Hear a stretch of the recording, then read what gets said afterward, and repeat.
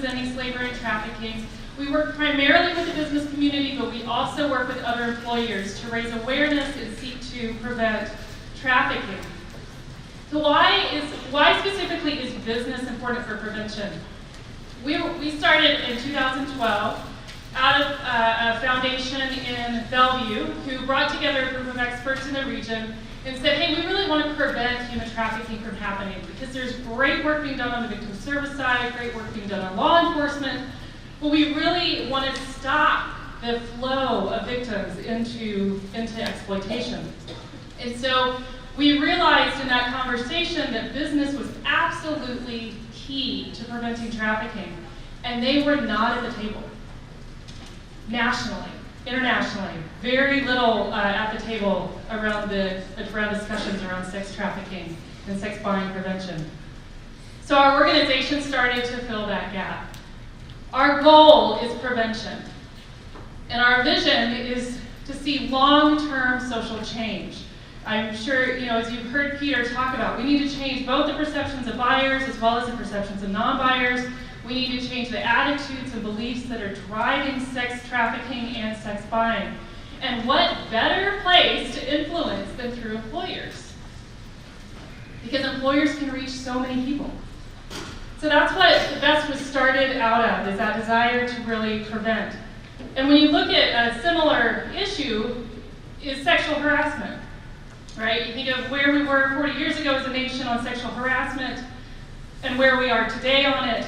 It's very much a workplace issue that also impacts what happens outside of work, how women are treated outside of work, because it sets norms for activity and behaviors and attitudes about women that also impacts what happens outside of the workplace. So we've seen a dramatic decrease in sexual harassment over the last 40 years. And this is our goal with sex trafficking and sex buying, that we can start to see a dramatic decrease because of changed attitudes about sex buying and sex trafficking. So today I'm going to be talking about why business is important, where employers and trafficking intersect, because that's the thing that most people don't know, is that there's this amazing intersection constant in the heart of the workday, and then how to get local employers involved. First, I want to tell you a story about Teresa. And as you listen to the story, I want you to think and listen to all the ways, all the places that businesses were somehow intersected with her life. So Teresa was a young woman at age 19. She ended up in downtown Seattle. She had nowhere to stay, no home. She had no food. She had nothing. She had no support services. She had no family to help her. So she ended up in downtown Seattle. She ran into an old friend of hers from middle school, and he said, hey, no promise to the world, right? Hey, I'll take care of you. I'll get you food. I'll get you clothes. I'll get you shelter. And so she said, that's great. I'd love it. And so she started hanging out with him. Before she knew it, she was being prostituted online in high-end hotels between Seattle and Portland. And she was victimized alongside other girls as young as 12, 13, and 14 years old out of these high-end hotels. So Teresa finally was able to escape when a police officer recovered her in a sting operation in a high-end hotel outside of in SeaTac area, and he offered her services. She said no, thank you, and she went back into the life, but she decided that she was going to try to escape her trafficker on her own because she didn't trust police. So she tried to escape on her own. She ended up in a small motel, and he found her, grabbed her, threw her into the car, beat her up, threw her into the car, and started to drive away. She jumped out of the car, ran back to the hotel, and told the person at the front desk she needed help, and to call 911. She got back in touch with that same police officer and said, okay, now I'm ready to get out. I know I'm either going to die in the life or I'm going to die getting out, but I'd rather die getting out. So thankfully, Teresa did get out. She did not die. She's still alive. And she has finished a degree in cosmetology and is now supporting her kids by cutting hair, which is awesome, working for a business. I met Teresa because we were on a panel presentation a couple years ago in front of a group of business professionals and women and men, you know, in professional suits. And after the presentation, she told us that one of her buyers had been sitting in the audience, a regular of hers.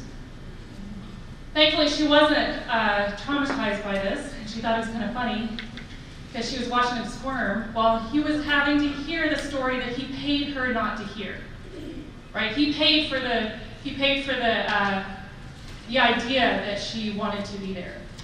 So she loved him having to hear the kind of exploitation and the kind of violence that she had to experience in order for him to buy her. Okay, where did you hear businesses? Hotels? Where else? Online? She was advertised online? Where else? She got a job working for a hair salon. And the guy in the audience who works for a business, right? So businesses intersect with the stories of trafficking victims in so many different ways. Here are 3 ways where we sort of summarize this. Employees buy sex. Properties are used to engage in sex buying and in sex trafficking. And then products and services of businesses are used to engage and create sex buying and sex trafficking. So these could be, you know, travel services, these could be web services, banking services, so you name it, a number of services can be used.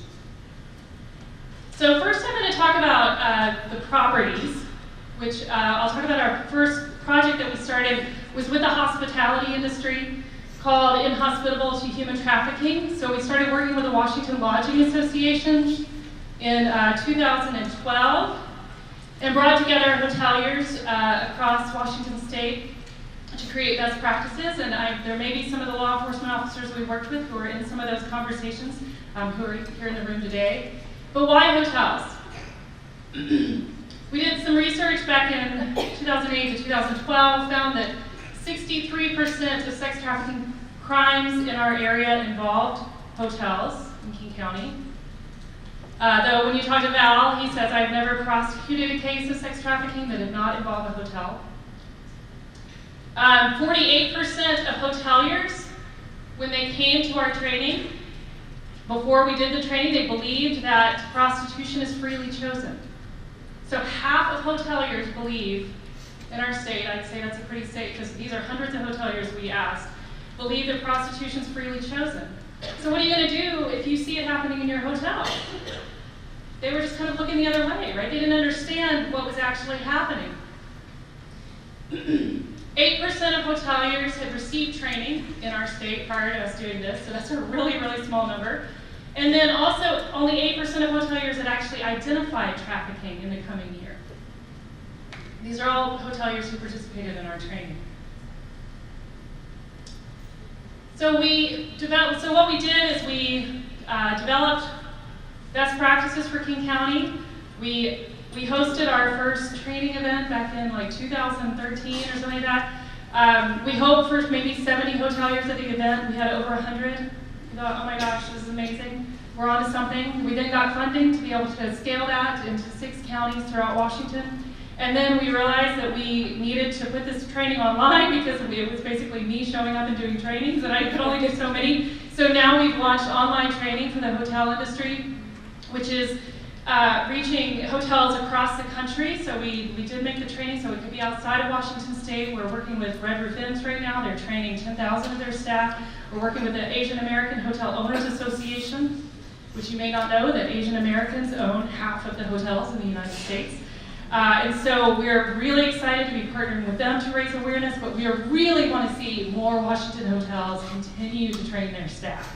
So I just wanted to show you what our online training is, because this is something you can very easily do in your community, is to get your hotels to take training. So here's our online training platform. We have a variety of trainings available for the hotel industry to take, either individual or group training. We'd love to see more people, more hoteliers trained. We'd love to see this hotel train. What's the impact of the training? So now we have trained at least 160 staff of 160 hotels. Our 48% of hoteliers believed that prostitution is freely chosen. After the training, that number dropped to 4%.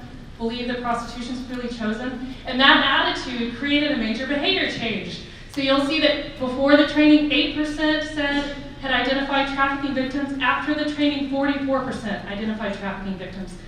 And that was within only a few months when we went back and asked, have you identified trafficking victims? So we are seeing great impact from this training that hoteliers are starting to identify.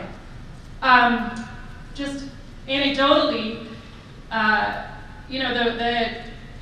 the chair of the board of the Washington Lodging Association at the time that we were trying to talk them into partnering with us, which they eventually did in an amazing way, she said, look, I would have been someone working in the front desk when I was when I was coming up through the ranks. She's now a director of operations at a major hotel chain, but she said when I was working front desk and I saw prostitutes walk through our lobby and I just laughed. But I didn't understand what I was seeing. I didn't know these could be kids. I didn't know that they could be victimized in some way. I didn't know that they were being harmed. And because of that knowledge, she really shifted the way that she behaved and that she influenced her organization. Okay, so this is easy things you can do in your community is just to promote the hotel training to hotels in your community by asking your local lodging association and DMO, Destination and Marketing Organization, which is basically your tourism agency. So visit Seattle, visit Skagit County. Ask them to share this with their members. Also, if you want to go and just visit some hotels in your area. We've got some flyers out there. I'm happy to send you this flyer right here. Just email it to you. You can print some copies, go to your local hotel and say, hey, please take this training. This is really important for our community. We would ask if you do that, please don't name or blame the hotels or their staff. You can imagine how defensive people feel if you're like, hey, prostitution's happening in your hotel, you need to stop it. So we've gotten some calls like, please tell people not to come to our front desk and say that. But I think the way we frame the problem is that this is a crime impacting not only victims, it's also harming hotels. And so it creates risk to your reputation, it creates safety risks for your employees, it creates safety risk for your staff, as well as your customers, creates legal risks for your hotels, it creates financial risks. And so do this because it's hurtful to your hotel, it's hurtful to victims. You can also thank hotels for being great community citizens. You know, a lot of us respond to encouragement a lot faster than we do to criticism. And then also asking law enforcement to address the properties with high crime. So we don't claim to address those properties, right? Those are really, like if there's a hotel with constant criminal challenges, those are hotels that law enforcement really needs to get involved in and support. We're really saying, hey, we're happy to work with those hotels that want to make a difference. So that's our hotel project.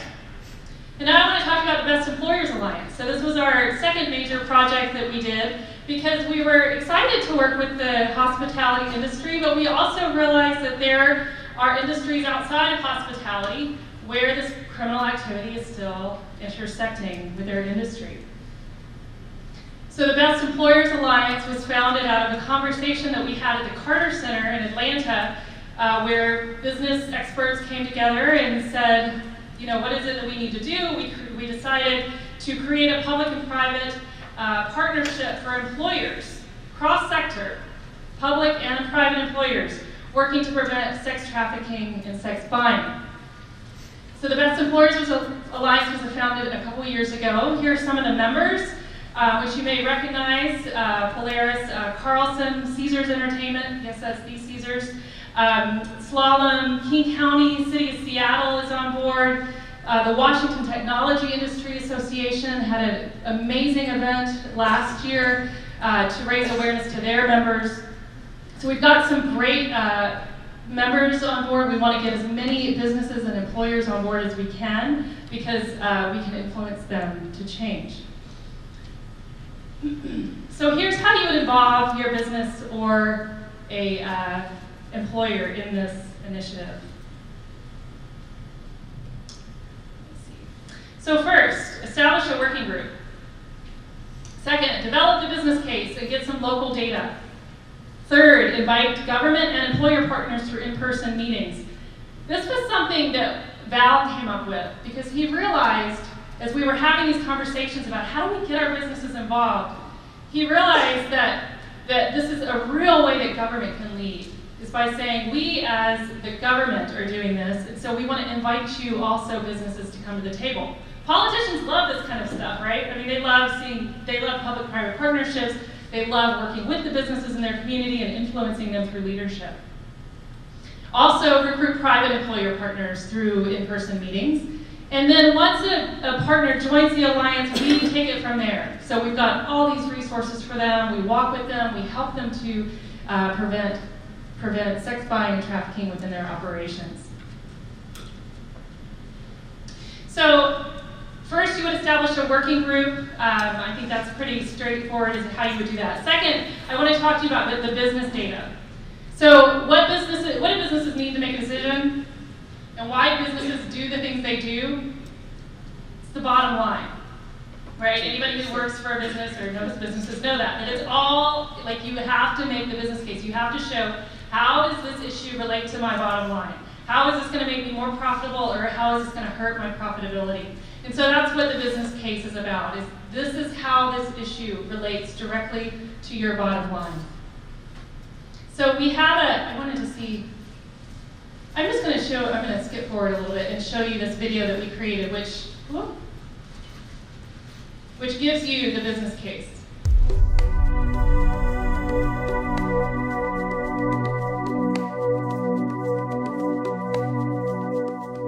I think sex trafficking, or the abuse of men, women and children for the purposes of sex, can impact any company, product, anywhere in the world.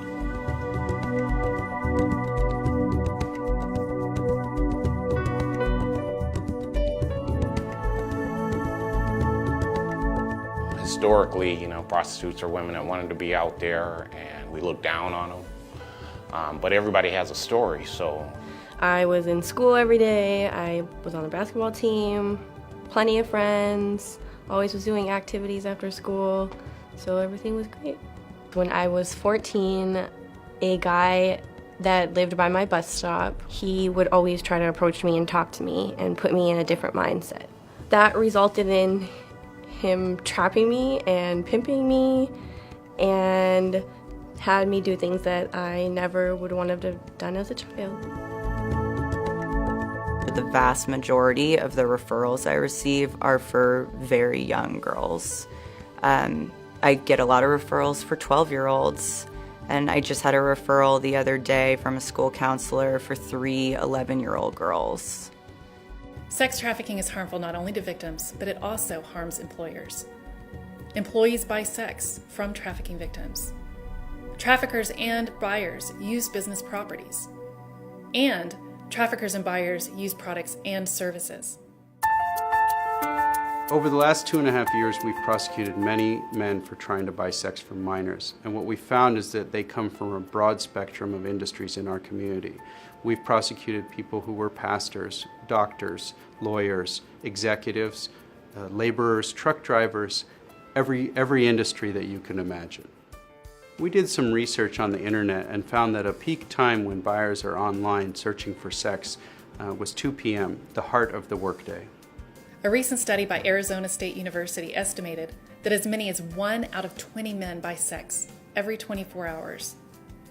That means that up to 5% of employees could be engaged in this activity every day. We also know from multiple data points that sex buying takes place in the heart of the workday.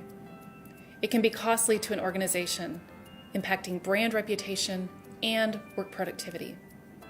It can also create an uncomfortable work environment for women and other men. And finally, it can impact customer retention, especially for federal contractors and subcontractors. I don't want in my corporation, or any corporation, I think most responsible executives would be the same, someone to be abusing women and children on my paycheck. The act can happen anywhere. I personally have been to accounting firms to meet with clients. I've been to doctor's offices to meet with clients. I've been to several different locations to meet with clients at their place of business. It happens anywhere. I know of women who have actually had a van in the parking lot of a certain business, and the clients would come and meet them there on the premises of the business in the van. The initial victimization we call recruiting. These individuals, sex traffickers, oftentimes recruit straight out of parks, shopping malls, restaurants. Commercial sexual exploitation can take place in many areas of our society. It could be in a hotel, it could be in a condo or an apartment, it could be in a massage parlor. It could take place in a restaurant or a shopping mall or even a parking lot. My pimp would always make us, have us stop at the truck stop, and then I would go out and I would look for Johns, whether they're standing by their trucks or whatever, and it's kind of just a known place to, exchange sex for money. Sex trafficking touches virtually every corner of our economy. It could implicate transportation system, whether it's planes or buses. It could implicate our hotels. It can implicate websites, credit cards. Whatever you can imagine is in some way often touched by sex trafficking. The value to businesses and organizations to take steps to prevent sex trafficking are, number one, to mitigate the risk of reputational harm to their businesses by being associated with this activity. Number two, to prevent safety and other harm that might come to their employees or their property as a result of this criminal activity. And number three, to prevent civil liability that could be had if associated with criminal activity. From every point of view, as a company, you have a governance responsibility not only to ensure that you are conforming with international law and the laws of the country in which you operate, you also have a governance responsibility to ensure that your brand is positioned in a way that cannot be challenged from a moral and ethical point of view. Labor abuse and the abuse of men, women and children for sexual purposes is a huge potential liability to your brand, to you, and the governance of your corporation. Get involved, find out what the problem is, work with organizations like BEST, and fix it by all means. I know that's what your shareholders would want you to do. What I would like to say to the executives that are active in this and that are, implementing these things and taking a look at this, I would like to say thank you, number one, because we do matter. Our lives matter too, and it just gives me hope and gives a lot of people hope that maybe someday, this won't happen anymore.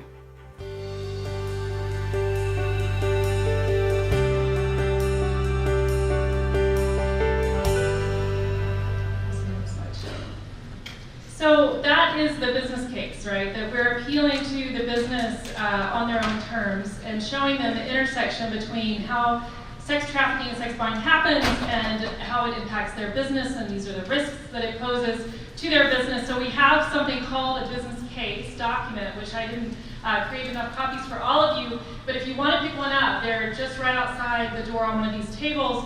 But it basically just outlines, these are the key risks, these are the key areas where your business can intersect and where a variety of businesses can intersect with trafficking.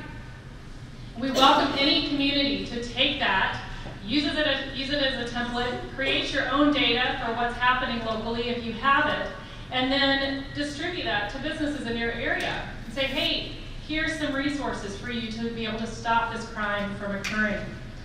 That pie chart you see there was a study that we did of buyers who have been arrested for attempting to buy sex from children in King County. Top industries that those buyers come from: tech, manufacturing, transportation, Professional services, so attorneys, accountants, consultants, those are among the, and construction. Those are among the top industries, but no, and all those companies are, you know, my husband works for Amazon, so, and he's worked for other large employers in Seattle, and those are the companies these guys are coming from, or those places where our friends and family work. So, so that's what we have found, is that but it impacts every single industry. While it does seem to impact a lot more industries where there are predominantly men working in the industry, it can come from any industry, which poses a huge risk.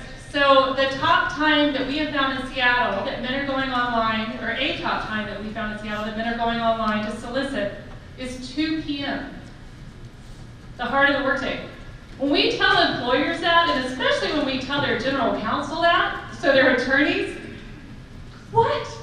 You know, my employees are engaged in illegal, first, my employees are engaged in illegal activity on company time. Second, my employees are not working on company time. Like, I'm paying them to engage in illegal activity. Like, what on earth? This is not the way I want them to spend their time, and especially if they're engaging with these bots that Robert has set up, right? They're taking 15, 20 minutes to be texting with a bot on my time, and I'm paying for that. That is really horrifying for employers to hear. And so if you can somehow create that data, which we're happy to give advice on how to create that data, then you can start to go out and reach out to your employers and talk about this. The risks that it creates. So I've talked about some of these, and you've heard about some of these already, but huge risk to public reputation. I don't know if you heard about a director at Amazon and a director at Microsoft were involved in the TRV case and have been charged with promoting prostitution. I guess they're former directors, I should say. They were directors at the time. But that is incredibly harmful to the reputation of a company. Second, hostile work environment. One survivor tells a story of being on the phone with a guy who was describing in lurid detail that she felt uncomfortable with, what he wanted later that day. And she heard someone in the background say, "Here are those reports that you asked for." She's like, his employee just walked in on hearing this conversation. So can you imagine how this causes females and other men who are uncomfortable with this kind of behavior, how this causes them to feel in the workplace? I have one general counsel I was talking to yesterday. She said, "Yeah, I went on one sales convention for my company, and I never went back because I saw what happened in those sales conventions, and I knew, and I shouldn't know that because I'm the general counsel. So I couldn't go back because I was opening ourselves up to liability if I actually could say that I knew what was happening at those meetings." Another is decreased productivity. The legal risks that it poses if it happens on company property, for example. The legal risk posed by those vans pulling up onto company property is just huge. And so it's not worth the risk. And all of those pose financial risk to the bottom line, which is how you make the business case. Why it's important for businesses to engage. And then we invited government employers to be part of it. So King County was our first employer that signed on to the Best Employers Alliance. The city of Seattle closely followed. And then we hosted an event in which the county commissioner, or the county executive, we call him King County executive invited all these other businesses to join and be part and said, "Hey, this impacts us. We have not had a buyer caught yet who are our employees, but we know we may, and so we want to be out in front of this. So come, be part of what we're doing."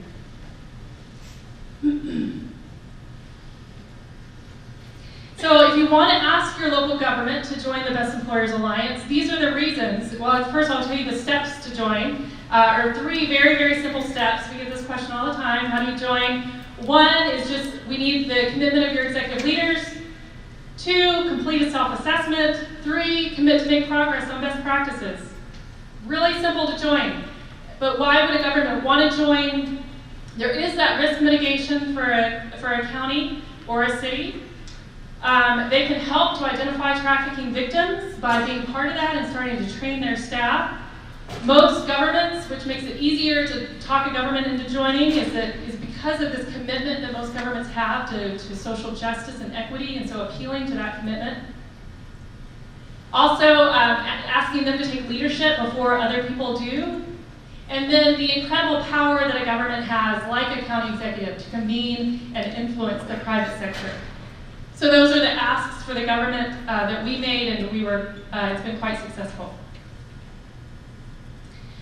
So we asked them to fill out this self-assessment. So anybody who joins the Best Employers Alliance, we have a self-assessment for them, and it basically goes through a whole bunch of best practices and says, do you do these? And so they can figure out where their areas for opportunities and growth are. Whether, hey, do you have a policy that says not to buy sex while you're on company time or travel? Those sorts of questions. Which most don't. Most employers don't have that policy. So after you can also start to recruit private employer partners. So I approached our local coffee company and said, hey, we would love for you to be a part of the Employers Alliance. And that's all you need to do, is just approach the businesses that you know and say, hey, let's come and be part of this. Right now we have 26 employers on board representing over 200,000 employees, and we need more. We would love more public and private employers on board. So who to ask within a company? We ask at the C-suite levels, or the executive leadership, corporate responsibility, human resources, and legal or compliance. Those are the folks that when we approach people at businesses, that's who we're talking to. And the ask for business, why? I've already given this to you, is to mitigate risk, align your employment policies with your stated values, help trafficking victims, and give back to your community. And then the final one is that once you do get once your county or region gets some employers on board, we will take it from there. So we have a whole process for employers. Once they join, our goal is to really start with them wherever they are before they've done anything on this issue, and take them through the best practices and give them incentives to be able to implement best practices and prevent sex trafficking and sex buying. We'd love to see more and more companies train their employees, for example. So as I said, we've got these best practices, we've got this online self-assessment for employers, and we've also got employee training and consulting. So I just wanted to show you quickly the best practices that we've got. So 3 primary best practices we ask employers to implement. That internal piece, your policies and your practices, the internal culture of your organization. The second one is jobs. So we want to see more and more businesses who are employing survivors and employing people from at-risk communities. And we're working on a project right now in King County with stolen youth and breast to try to create more of a pipeline for survivors to be able to enter employment opportunities. And maybe in a couple of years, I'll be able to come back and say, okay, here's how we did this, and here's what you can do here to make this happen. And then philanthropy, right? When I was sitting at my table, one of the things that came up over and over again was, how are we going to get our businesses, or how are we going to get money for this, right? And who has money in our community? Government and business. But businesses are not historically giving towards this issue very much because they don't know about it and they don't understand it. So the Best Employers Alliance is a way for you to start educating your businesses, ask them to commit internally, and then ask them to give financially towards your local service organizations. Because I will tell you, we've seen it over and over again. Once a business understands this issue, they are motivated to give. Because everybody in this room is horrified that this happens, right? And so we've seen businesses over and over really get very, very motivated to give money towards this issue. So we would love to see more businesses donating towards your services in this area. We go into more detail on each of these, so if you just click on these little buttons, you can read more. These are sample policies, for example, if you want to learn more.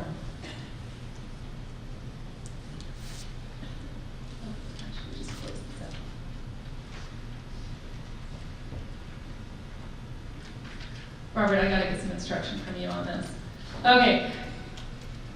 We're down here. So, and then we also have online training for our, we also have online training for our employers, which are outside of the hospitality sector. So here we have our lodging sector training, but we also have sector training for any type of employee who can receive training about why to not buy sex, how to identify it on your properties, or how to identify your services or products being used.